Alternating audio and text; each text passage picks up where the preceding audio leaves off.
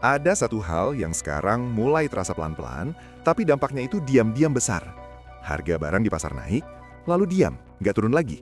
Dan yang bikin lebih aneh, orang-orang mulai terbiasa, seolah-olah ini hal normal. Padahal, kalau kita tarik sedikit ke belakang, kondisi kayak gini bukan sekedar fluktuasi biasa, ini sinyal bahwa ada sesuatu yang lagi bergeser di level yang lebih dalam.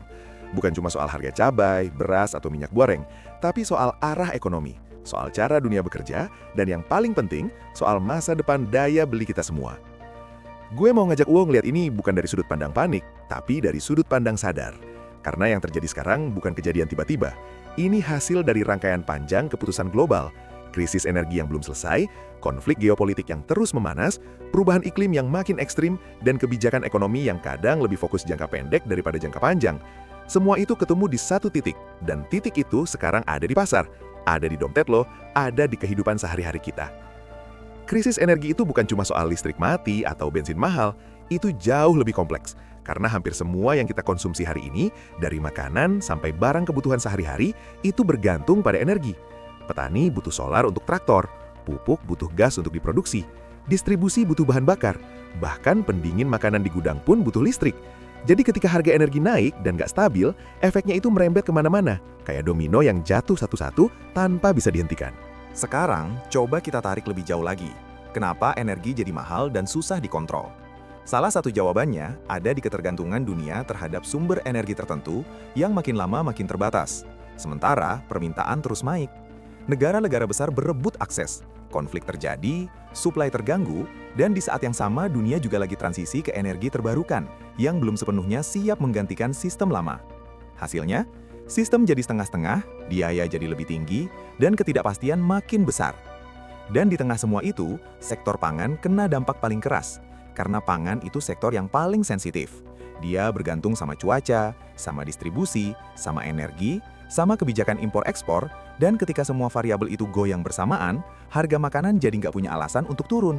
Bahkan kalaupun sempat turun sedikit, itu biasanya cuma jeda sebelum naik lagi dengan level yang lebih tinggi. Lo mungkin pernah ngerasain sendiri, harga naik cepat tapi turunnya lama banget, bahkan kadang nggak turun sama sekali. Ini bukan perasaan lo doang, ini fenomena yang dalam ekonomi disebut sticky prices. Harga yang gampang naik tapi susah turun, karena begitu biaya produksi naik, pelaku usaha akan menyesuaikan harga. Dan ketika biaya itu turun, mereka nggak otomatis menurunkan harga. Karena ada ketidakpastian di depan, ada risiko yang harus diantisipasi. Jadi harga yang tinggi itu jadi normal baru. Masalahnya, gaji kita nggak naik secepat itu. Dan disinilah tekanan mulai terasa. Bukan cuma di angka inflasi, tapi di kehidupan nyata, di keputusan sehari-hari, di pilihan yang makin sempit, di rasa khawatir yang mungkin nggak selalu diucapkan, tapi terus ada di kepala. Dan ini yang sering luput dari pembahasan besar, karena data bisa bilang inflasi terkendali, tapi kenyataan di lapangan bisa terasa berbeda. Kita juga harus jujur melihat bahwa dunia sekarang nggak lagi stabil seperti dulu. Rantai pasok global yang dulu efisien, sekarang mulai rapuh. Negara-negara mulai lebih protektif, ekspor dibatasi, impor diperketat. Semua orang ingin mengamankan kepentingan dalam negeri masing-masing. Dan ketika itu terjadi, harga barang nggak lagi ditentukan hanya oleh pasar, tapi juga oleh politik, oleh strategi, oleh keputusan yang kadang nggak bisa diprediksi. Ditambah lagi, perubahan iklim yang dampaknya makin nyata. Musim tanam yang bergeser, gagal panen di beberapa wilayah, kekeringan di satu tempat, banjir di tempat lain.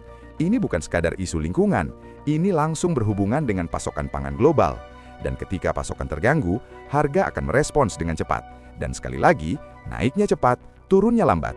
Kalau kita gabungkan semua ini, krisis energi, ketidakstabilan geopolitik, perubahan iklim, kebijakan ekonomi yang adaptif tapi kadang reaktif, kita mulai bisa melihat gambaran besarnya.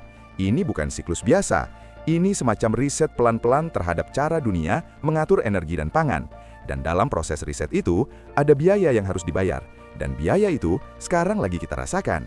Yang jadi pertanyaan sekarang bukan lagi kapan harga turun, tapi apakah harga akan kembali seperti dulu? Dan jawabannya mungkin nggak nyaman, karena kemungkinan besar tidak, atau setidaknya tidak dalam waktu dekat. Karena struktur biaya sudah berubah, resiko sudah meningkat, dan pelaku pasar sudah menyesuaikan diri dengan realitas baru ini. Tapi, bukan berarti kita harus pasrah. Justru di titik ini, kesadaran jadi hal paling penting. Karena dengan memahami apa yang sebenarnya terjadi, kita bisa mulai mengubah cara kita melihat uang, cara kita mengatur pengeluaran, cara kita merencanakan masa depan. Bukan lagi berdasarkan asumsi lama bahwa harga akan selalu stabil atau kembali normal, tapi berdasarkan realitas bahwa ketidakpastian akan jadi bagian dari kehidupan ekonomi ke depan. Lo mungkin mulai sadar, keputusan kecil jadi lebih penting sekarang. Dari apa yang kita beli, bagaimana kita menyimpan uang, sampai bagaimana kita meningkatkan nilai diri kita. Karena di dunia yang biaya hidupnya terus naik, satu-satunya cara untuk tetap bertahan bukan cuma menghemat, tapi juga meningkatkan kapasitas kita untuk menghasilkan. Dan disinilah banyak orang mulai tertinggal, bukan karena mereka malas, tapi karena mereka masih menggunakan pola pikir lama di dunia yang sudah berubah. Mereka menunggu harga turun, menunggu kondisi membaik, menunggu situasi kembali seperti dulu. Padahal dunia sudah bergerak ke arah yang berbeda. Gue nggak bilang semuanya akan jadi buruk, tapi gue juga nggak mau bilang semuanya akan baik-baik saja tanpa usaha.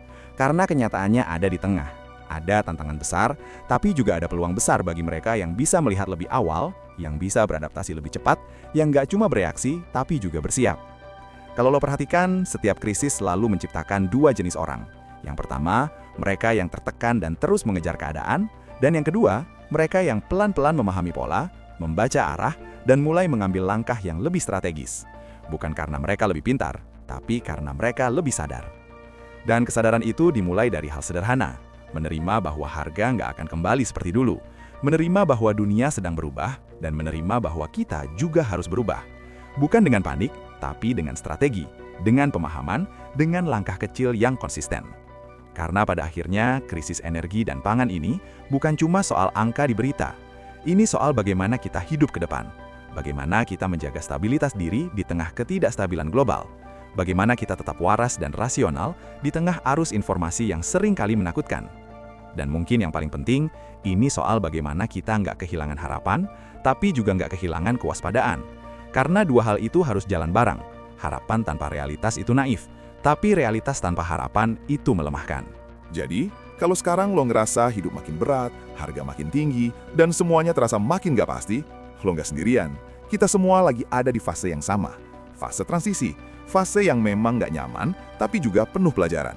Dan dari fase ini, kita bisa keluar lebih kuat atau justru makin tertekan. Semuanya tergantung bagaimana kita merespons. Akhirnya, mungkin kita nggak bisa mengontrol harga pasar, kita nggak bisa mengontrol kebijakan global, kita nggak bisa mengontrol arah energi dunia. Tapi, kita masih bisa mengontrol cara kita berpikir, cara kita bertindak, dan cara kita mempersiapkan diri. Dan di tengah dunia yang makin kompleks, itu justru jadi kekuatan yang paling penting. Kalau lo ngerasa konten kayak gini ngebantu lo melihat sesuatu dengan lebih jelas, boleh bantu sebarkan ke orang lain yang mungkin juga lagi butuh perspektif ini. Dan kalau lo mau terus dapat pembahasan yang jujur, kritis, tapi tetap realistis kayak gini, lo tahu harus ngapain. Karena di dunia yang makin bising, kadang yang kita butuh bukan lebih banyak suara, tapi suara yang tepat. Dan ingat, dunia mungkin berubah, tapi kemampuan kita untuk beradaptasi itu jauh lebih kuat dari yang kita kira.